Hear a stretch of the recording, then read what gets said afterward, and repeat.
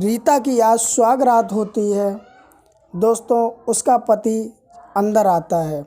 उसका पति जैसे ही अंदर आता है, रीता का दिल बहुत ज़ोर ज़ोर से धड़कने लगता है।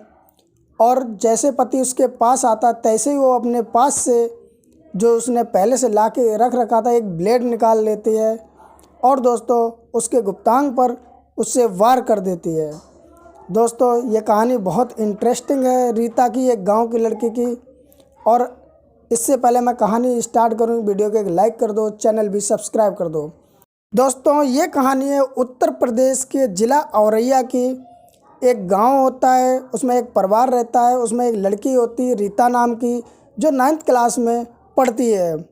फ्रेंड वो जब भी पढ़ने जाती है अपनी फ्रेंडों के साथ और पढ़कर सीधा अपने घर आती है। हालांकि ना तो चाल चलन में ख़राब थी, ना ही कुछ, बहुत सीधी लड़की थी।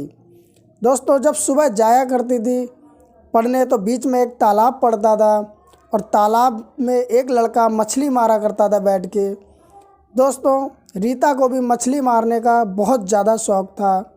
वो सुबह जाती, उस लड़के से कहती, क्या मैं भी मछली मार सकती हूँ? वो लड़का कहता है, हाँ क्यों नहीं, आप भी मछली मार सकते हो। दोस्तों, सुबह कुछ देर ही सही, 10-15 मिनट ही सही, रीता जिससे वो मछली पकड़ती थी, वो उस लड़के की, उसे बंसी बोलते हैं गांव में, तो वो बंसी डालती थी, उससे मछली पकड़ती थी। और दोस्तों, सुबह जब वो जाती थी तो 10-15 मिनट ज़रूर बैठती थी। कुछ समय बीतने के बाद में दोस्तों उस लड़के से उसकी बातें चीतें होने लगी और उस लड़के से उसको प्यार हो जाता है। उसके बाद में अब वो जब भी जाती थी वहाँ ज़रूर बैठती थी, चाहे वो मछली पकड़े या ना पकड़े, लेकिन उस लड़के के पास बैठती थी, बात करती थी। उसने पूछा उस लड़की से कि तुम रोज़ सुबह मछली मारने आते हो, ऐसा क्यों? उसने बोला कि मेरी मम्मी की तबीयत ख़राब है और डॉक्टर ने बोला है कि मछली खिलाने के लिए, इसलिए मैं रोज़ मछली मारने आता हूँ। लेकिन तुम रोज़ स्कूल जाती हो और लेट हो जाती हो मेरी वजह से, तुम टाइम पे स्कूल क्यों नहीं जाती हो? तो रीता भी कहती है कि मुझे यहाँ बैठना, तुमसे बात करना अच्छा लगता है, क्योंकि वो एक दूसरे से प्यार करते हैं और रीता भी उससे इजहार कर देती है। अब वो धीरे धीरे मिलने लगते हैं, लेकिन दोस्तों होता ये है कि ऐसी बात छुपती नहीं है। तो ये धीरे धीरे बात रीता के जो घर वाले होते हैं उन तक पहुँच जाती है। रीता की मम्मी पापा रीता से पूछती हैं कि ये बात सही है? रीता कहती, नहीं मम्मी, ये बात सही नहीं। हालांकि रीता झूठ बोलती है और बात को छुपाने की पूरी कोशिश करती है, पर जब उनके मम्मी पापा को इस बात की भनक पड़ती है और रीता से पूछते हैं लेकिन वो मना कर देते हैं, फिर रीता के मम्मी पापा उस पर नज़र रखते हैं। दोस्तों, लेकिन जिसकी लत लगी हो वो कैसे मानेगा? रीता सुबह पढ़ने जाती है और उस तालाब पे अब वो लड़का मछली भी नहीं मारता था, लेकिन वहाँ ज़रूर बैठता था, क्योंकि उसे रीता से मिलने का इंतज़ार होता है। रीता जाती, उससे मिलती, बात करती और पीछे से उसके जो पापा होते हैं चुपके से आते हैं, पीछा करते रीता का और उसको मिलते देख लेते हैं। पहले तो वो रीता को समझाते हैं और उस लड़के को भी समझाते, लेकिन रीता नहीं मानती है। वो अपने पापा से कह देती है कि मैं इससे प्यार करती हूँ और इससे ही शादी करूँगी। उसके पापा उसको घर लेवा जाते हैं रीता को, और घर पे उसको खूब समझाते हैं, उसकी माँ भी समझाती, लेकिन दोस्तों कहते हैं कि प्यार ऐसी बीमारी है जिसका कोई इलाज नहीं है। अब वो मुलाकातें धीरे धीरे अपने मम्मी पापा से जानने में भी करने लगी थी। पापा को जान जाए या मम्मी जान जाए, फिर भी वो जाती थी मिलने के लिए, चाहे सब मना करें। दोस्तों, रीता के मम्मी पापा ने उसकी पढ़ाई छुड़वा दी। धीरे धीरे 1 साल बीत गया, लेकिन रीता सुधरने का नाम नहीं ले रही थी। मम्मी पापा की जब ज़्यादा बेइज्जती महसूस होने लगी तो उन्होंने एक अपने गांव से कुछ किलोमीटर दूर पर एक गांव है, उसमें उसके लिए एक रिश्ता देख दिया, उसकी शादी पक्की कर दी। दोस्तों, शादी का समय आता जा रहा, लड़की मना करती है रीता कि मुझे शादी नहीं करती, लेकिन मम्मी पापा भी ज़बरदस्ती शादी करते हैं। दोस्तों, शादी हो जाती और रीता ससुराल में आ जाती है।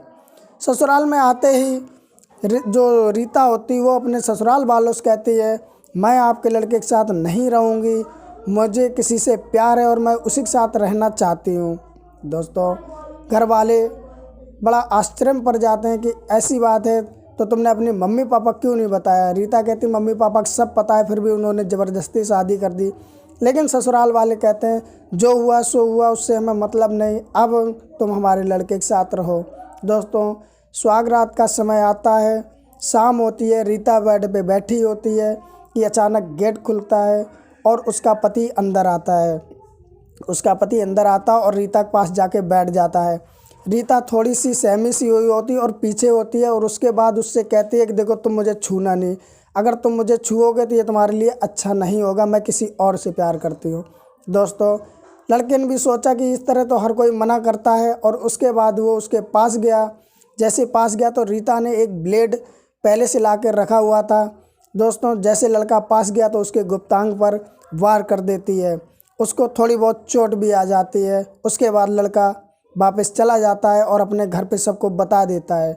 दोस्तों, सुबह होती है, सारी बात पूरे घर में ये पता चल जाती है। उसके बाद में उस लड़के के घर वाले रीता से कहते हैं कि तुमने ऐसा क्यों किया, तो रीता स्पष्ट शब्दों में कह देती मैं आपके लड़के के साथ नहीं रहूँगी, मैं जिससे प्यार करती हूँ उसके साथ रहूँगी। दोस्तों, ये मामला उसके बाद में लड़के के घर वाले होते रीता के मम्मी पापा को फ़ोन करके बताते हैं। उसके बाद रीता के मम्मी पापा को बुलाया जाता है। रीता के मम्मी पापा आते हैं और आने के बाद में रीता को बहुत समझाते हैं, लेकिन रीता कुछ भी नहीं समझती है। लड़के के जो घर वाले होते वो भी बहुत समझाते हैं दोस्तों कि रीता आज नहीं तो कल, कल नहीं तो परसों समझ जाएगी और मान जाएगी।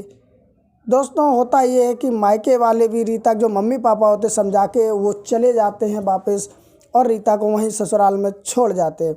दोस्तों, एक दिन और गुजरता, 2 दिन गुजरता है, जैसे ही तीसरा दिन आता है रीता फ़ोन करती है अपने मम्मी पापा को और कहती है कि मम्मी पापा, अगर तुम मुझे आज लिवा नहीं गए तो कल मेरी लाश ही तुम्हारे पास आएगी।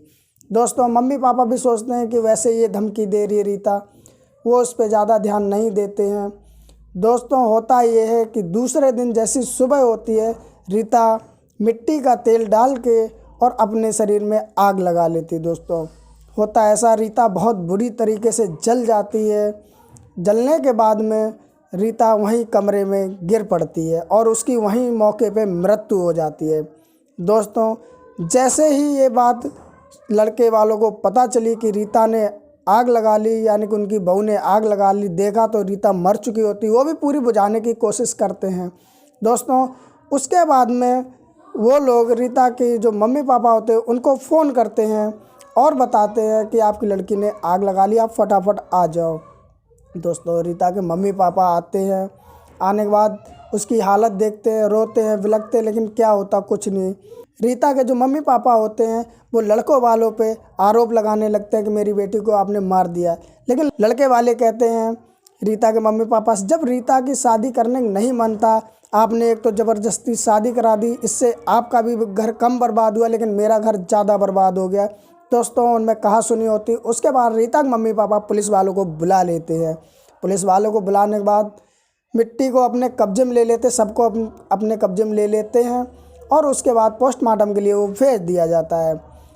जब दोनों पक्ष पुलिस स्टेशन जाते हैं तो पुलिस वालों को सारी बातें बताई जाती हैं। लड़की वाले अपनी बात बताते हैं और लड़के वाले अपनी बात बताते हैं। पुलिस वाले कहते हैं जब लड़की की मर्जी नहीं थी, आपको शादी नहीं करनी चाहिए।